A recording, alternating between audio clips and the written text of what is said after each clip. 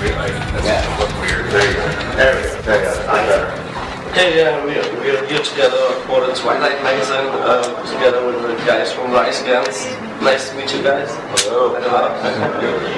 So, yeah, let's speak about your new record, The End Game.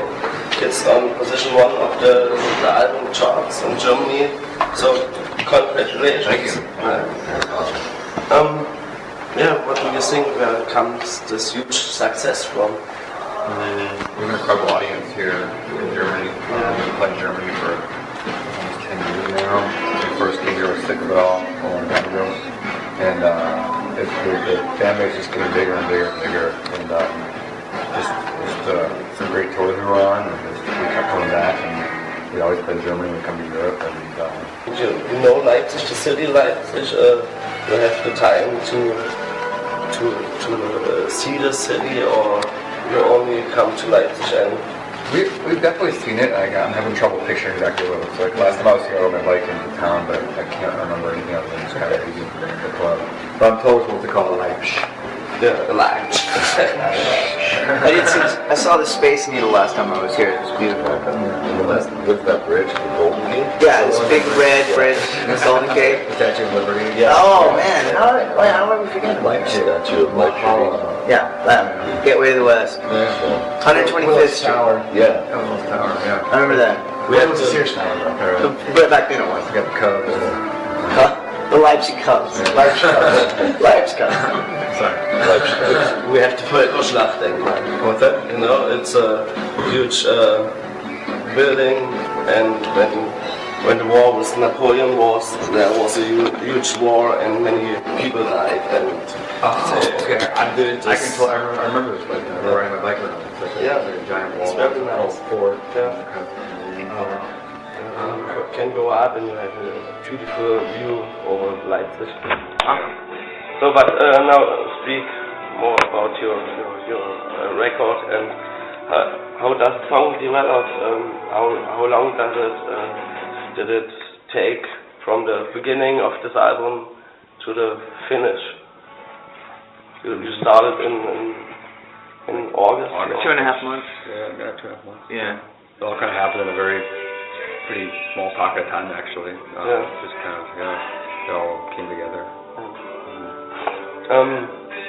Yes, your tour in 2009 and 2011 was sold out in Germany. How do you rate your fans? I think our fans fall in both of those categories, for sure. You know what I mean? You have the fans that are here, maybe the casual listener who heard a song on the radio and just kind of wandering through the doors to see what it's all about, you know. And that's totally cool. You know what I mean? That's certainly welcome. And then you have the fans that are a little more engaged in what the songs are saying, you know, or identify what they're saying, or perhaps, you know, the songs have helped them discover things about themselves or the world and have been part of an awakening of sorts, you know. And so those are, I guess, the two far ends of the spectrum. And then, of course, I'm sure we have people who fall anywhere in between those two areas. You know, or maybe the band, all it is music for you right now, but maybe one day something will click or something will happen to you, and all of a sudden the song will mean something more to you. You know? So it's cool. We put the songs out there, and the way somebody else digests them, that's like in some ways more important than even the way we digest them. You know, they're there for somebody to hear and just figure out in what way it best fits into their own life. Nice. And can you see a difference between the German fans and the US fans, or is there something different by your concert? Do you have a different feeling what and who the people are? The English is better here. Yeah. But why? Why? No, there's a lot of similarities, right? Yeah. But only they seem very similar. You have to say it because you're here in Germany. Yeah, right. I gotta say, There is I mean, one thing I've noticed about German fans is if you make a German fan, you've made a fan for life. They're with you if you're playing big places. They're with you if you're playing a corner of a small basement club. They're usually the first people into your band, and they're going to be the people that are in your band when you're old and gray. They're bringing their kids to the shows. It really is a rampant fan base. It really is a fan for life. Yeah, very loyal. Yeah, whereas in the States, it's definitely more sort of trend influenced. Your band is flavor of the month, so you're getting this huge crowd, and you're not going to see that guy in 20 years. You're fighting against sexual and other discrimination, and really committed in case of human and civil rights. So, but also in case of animals, and I heard you working for or with the organization PETA. So, how does it look like your work with this organization? Well, for example, PETA will be here tonight, at the show, the German chapter of PETA. They've been with us for the last 2 nights. And the way I got introduced to PETA was going to punk shows and hardcore shows, and we were there with a table and some literature and talking about issues that sort of blew my mind, things that I never considered before. And so now that we're in a position to be out on the stage, we invite people to our shows, and they're out there, and if our fans choose to wander over there and ask some questions, if people find the table cool, and if you don't, that's your thing, you know what I mean? But I know that they're out there for anybody who wants to sort of look into animal rights or vegetarianism, veganism, what eating meat is. There's a lot of good information out there, if a fan chooses to. 2 of you are vegetarian? All 4 of us are vegetarian. All 4. And vegetarian? No vegan. Not vegan. Okay. Yeah. Okay.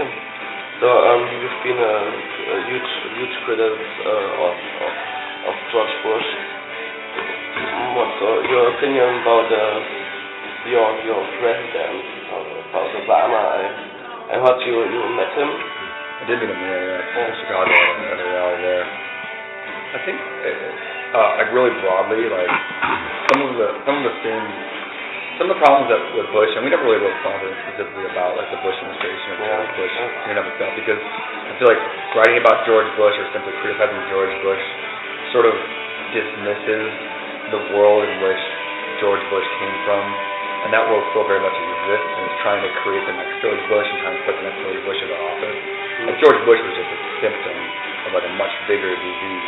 And, I think that if we give him too much power, then we believe that all the evil of the world is gone because George Bush is gone. So obviously that's not true. And so I think that, as a band, we were careful not to like put too much of a spotlight on George Bush because he was the one part of the problem. And the problem didn't go away with Bush. And in a way, I think sort of some of the same issues with Obama is that people put so much faith and hope in one man, and like a president of one country on the planet, and said, this person is our savior. He is going to save the world. And it's like that was always destined to fail. You know what I mean? Like you can't put that on the shoulders of one person.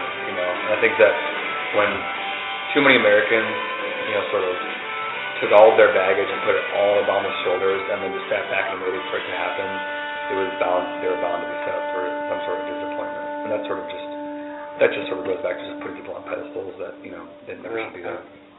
Okay, I understand. Yes, of course. And the current situation in Libya, I think it's a very dangerous situation. And what do you think about this war? Is it correct to take care, to take part in a problem of a country and say, so we have to do something, or is it wrong, or what's the best for this country? Yeah, I don't know. I mean, obviously, a lot of innocent people were being killed, So, but as far as Western countries going in and just kind of carpet bombing, I don't know if that's. It seems like a bad situation because that could lead to troops on the ground, and then you've got Iraq, part 2. So I don't know. We're kind of watching that every day, seeing what's developing, because it seems like it could be a really especially bad situation. As Americans in America who has just lost all credibility in the Arab world, our years of aggression towards Arab countries, at least like America, sort of like whether Libya was the right or the wrong thing to do, America is just sort of, they've already primarily messed up so many times in the Middle East that it makes it that much hairier, that much more difficult to sort of try to say, okay, well this time we're going to get it right.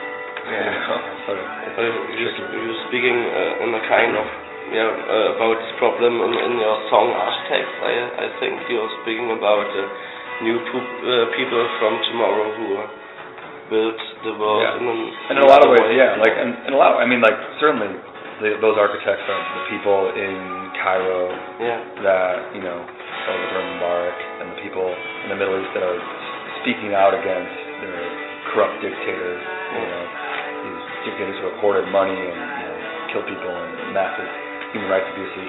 These people are trying to shape a better country for them to live in. Where the Western world fits into that narrative, I don't know. You know what I mean? I think everyone would love to think that democracy could come to Egypt without, military force via NATO or the Western world. You know what I mean? And certainly, if democracy comes to Egypt, through the peaceful means that it's already happening right now, that's going to make Iraq look even fucking worse. You know what I mean? Just like same thing. And sort of that's the kind of change that is real and is concrete. Is when it happens, from the ground up. Not when it happens via a Tomahawk cruise missile that says "Made in America" on it. So we can hope the best. We can hope. And help with your songs, of course. Right. And hope that many people understand these songs and do the right thing for the countries, I think. Yeah, and that's what the song is. They're there for the next generation. We play a small role in the cultural landscape, for a niche group of fans who listen to what we do. And so what we can do is just share the lessons that we've learned, or at least the questions that we have with our fans. So I heard you're starting a tour through Australia together with Sick of the Door, a band. How does this cooperation started? When it started and it probably started with going back to when they brought us to Europe because we were on the same label. So we kind of started relationships with them way back then, and we kept contact throughout all these years, and we wanted to kind of like pay it back to them, We owe them a lot, so it should be a fun tour. They're one of the best hardcore bands. Of course, I think so too. And we have next week an interview with Sick of the Door. So, do you have any questions? Something you would like to know about them, or do you know everything about them? It's your chance. Ask Craig about sharks. About what? Sharks. Sharks. Yep, just sharks. Ask Craig why he shaved his head. Okay. Ask him what the name of our bus driver was on the first tour. Harold. Okay, I noticed. Yeah, the answer's Harold, so he was there by his answer. Okay. Now maybe a last question for our own interest. So Australian tour, you need maybe two nice guys. One of them can't speak English, but we need a couple extra roadies. You need two guys for rowdies, and we sleep in front of your bath and wear pink dresses if you like. If you wear pink dresses, and then we'll ask corporate about that. We'll submit the paperwork. So I think we should hire you guys. Take them along. You have to, instead of walking places, you have to ride a unicycle. Yeah. Cool? Okay. Cool. Especially since in Australia we really need guys that speak German. Yeah. Okay. That'll really help. Especially when they can't speak English at all. That's a high commodity. You always can call me and you got it. I'll get you guys out there. Pink dresses and unicycles. You'll be our translators. I don't speak Australian. You can learn Australian. You guys will help us out. Yes. So thank you guys for your time and have a nice day. You as a well. Nice concert. Yeah. We'll try. Nice evening. Alright, cool. Twilight Magazine was right again. Have a nice day. Bye. Alright. Beautiful. Beautiful. Wunderbar. Wunderbar. Wunderbar. Thanks, man. Danke. Thanks, buddy. Thank you. Thank you.